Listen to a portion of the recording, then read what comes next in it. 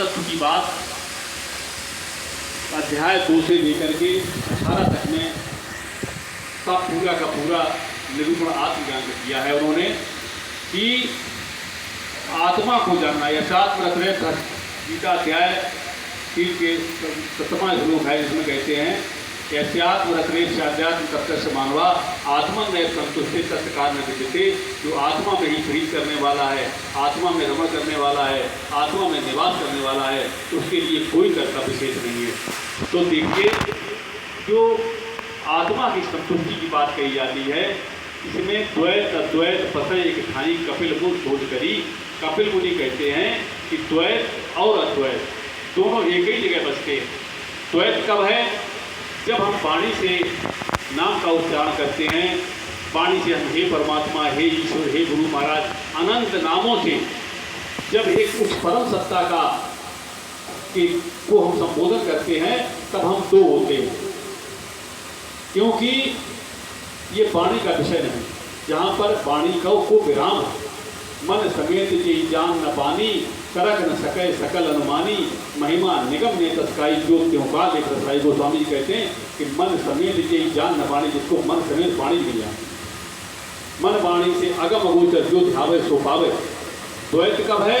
जब हम वाणी से कहते हैं, तो कोई प्रार्थना करते हैं वाणी से, तब दो हैं।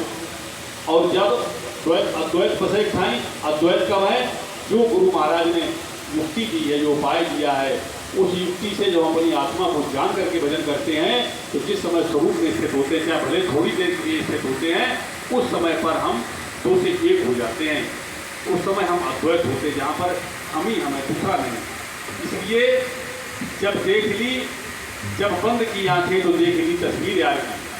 जब आंखें बंद की तो हमने तस्वीर यार की देख ली। हमारी आंखें बंद करने में ही हम अपनी आत्मा को जैसे ही हमने दर्शन किया, वैसे ही हमें क्या होगा कि साक्षात ईश्वर का दर्शन होता है। आत्मज्ञानी अपने समीप से समीप देखता है, निकट से निकट देखता है, और जो द्वैतवादी है वो दूर देखता है। यही अंतर होता है। आत्मज्ञानी के पास होता है, आत्मज्ञानी के साथ गुरु होता है, हमेशा साथ में रहता है, और अद्वैतवादी के दूर रहता है। इसी पे एक भजन है छोटा सा,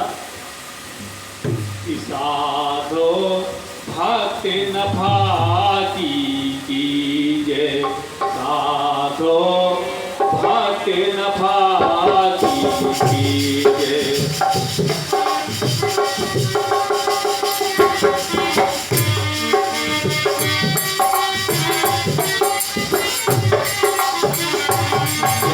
साधो भक्ति न भाती कीजे, तेरी दिन दिन काया छीजे।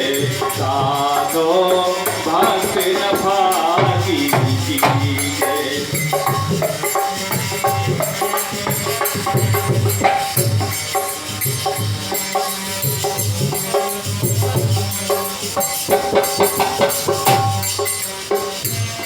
मकर सजे तो मथुरा तन में, कपट सजे तो काशी, और तीरथ सब ही जग आया, नहीं छूटी भांति। साधो भक्ति न भाती कीजे।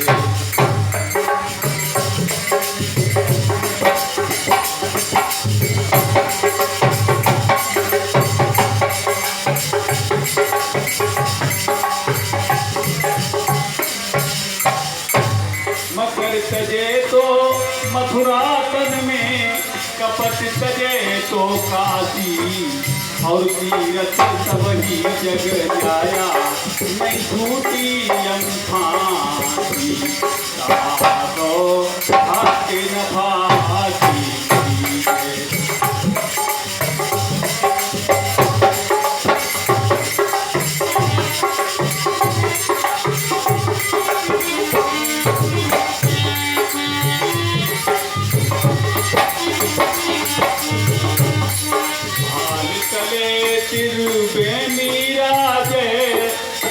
बिरलाजन कोई न्यावे, सगुना हो तो नित्य उठ गुना जान पावे।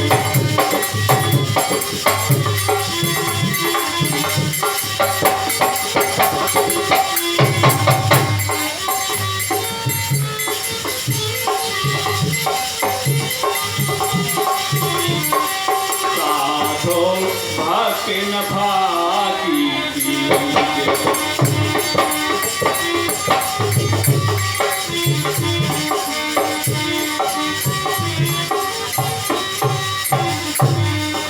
भाल चले सिर बेनी राजे, बिरला जन कोई नहावे, सगुरा हो तो नित्य उठ पर से, निगुरा जान न पावे, साधो भक्ति नफा कीजिए।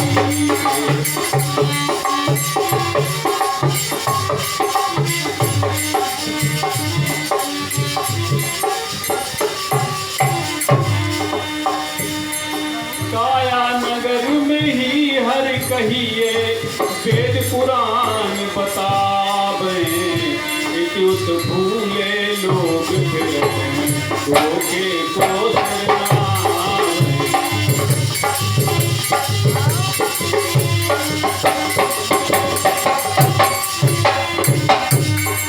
काया नगर में ही हर कहिए, वेद पुराण बतावे, इतुत भूले लोग फिरत हैं, धोखे को शरणावे।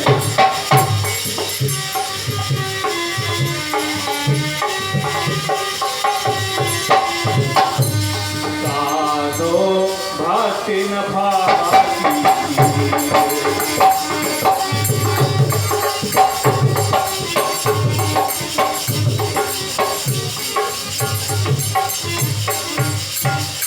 चरणदास सुखदेव कहत हैं, चरणदास सुखदेव कहत हैं, निधि कर मूल कहीले, पार ब्रह्म जिन सृष्टि उपाई, ताऊ रीत कीजिए। साधो भक्ति नफा कीजिए।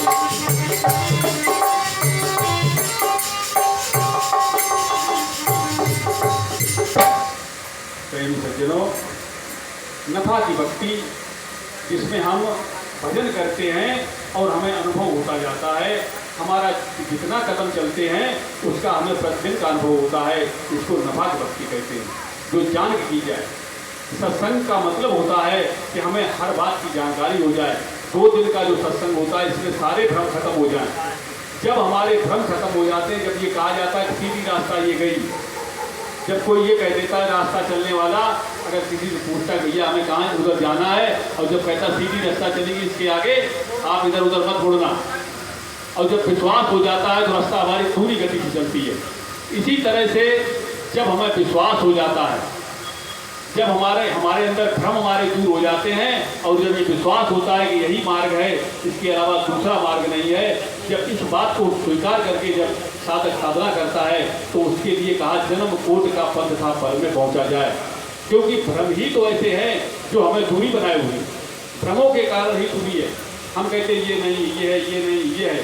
इसके लिए साफ साफ कहा है कि चाहे आप वेद पढ़ें, चाहे आप गीता पढ़ें, रामायण पढ़ें, उपनिषद पढ़ें, जितने भी संत मत हैं उन सबको छान मारें, लेकिन सबका मत एक ही निकलेगा कि अपनी आत्मा को जाकर भजन करें। क्योंकि मूल एक ही है। जिन्होंने खोजा उन्होंने अपने अंदर खोजा, और जिन्होंने अपने अंदर खोजा उन्होंने ही पाया, और अंदर नहीं खोजा तो वो दूरे बने रहे। अब हम इसी संबंध में प्रवचन